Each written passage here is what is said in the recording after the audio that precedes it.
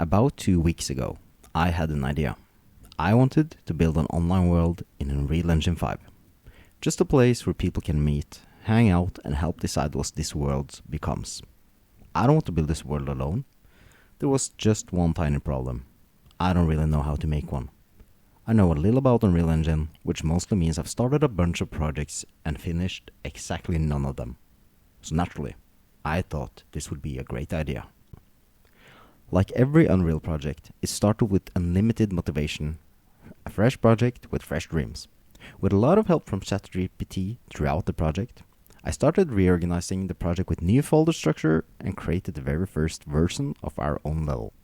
It wasn't exactly beautiful, but at least it wasn't the default map anymore. Next up was getting a player character working. I borrowed some blueprints from the third-person template, so you might have seen something like this before. The movement wasn't perfect, the camera did its own thing, but after fixing a couple of blueprint mistakes, I could finally run around my own level. At that point, I felt invincible. ChatGPT then suggested something that sounded completely reasonable. Let's convert the project to C++. Sure, how hard could that be? 5 minutes later, I was downloading the entire Unreal source code from GitHub. I had absolutely no idea what I was looking at. I opened Visual Studio, saw a giant solution, pressed build, and confidently started compiling. Literally everything. 4 hours later, I realized. Turns out I wasn't just compiling Unreal Engine. I was compiling half of Epic Games. So, delete everything, clone everything again, and pretend that never happened. Eventually, I managed to compile Unreal Engine. I converted the project, which got the name Emeris. I built a dedicated server, and it crashed. Again and again. Different errors, same disappointment. And after rebuilding several times, I finally found the problem. It was something called Zen. It was causing some packaging issues. But after fixing that, the server finally launched, on localhost at least, which felt amazing. I installed the client on my wife's PC, and for the first time, I could finally play with myself. On 2 different computers, I mean.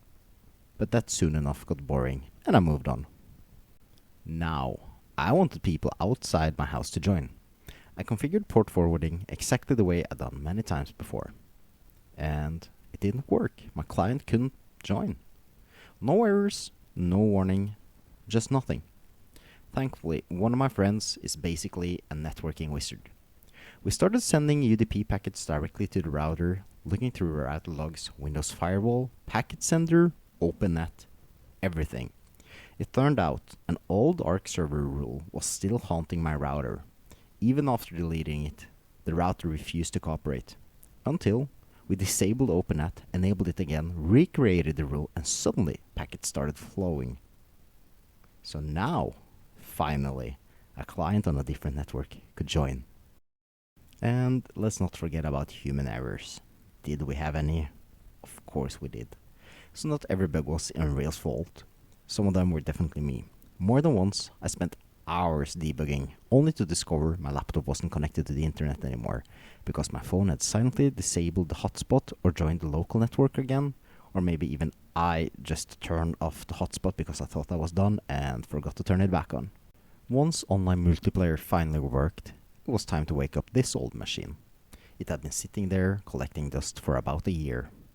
After setting up a brand new virtual machine with fresh Windows install and a mountain of updates, Emeris finally had a proper home.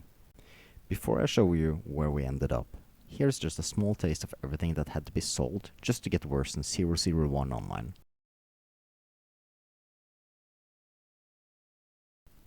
After all of that, here we are. 2 players on 1 dedicated server. 1 online world. This is Emeris, and this is only version 0.0.1. In the next episode, you can join Emeris and test it for yourself. Maybe even meet other players and help decide what this world becomes. See you there.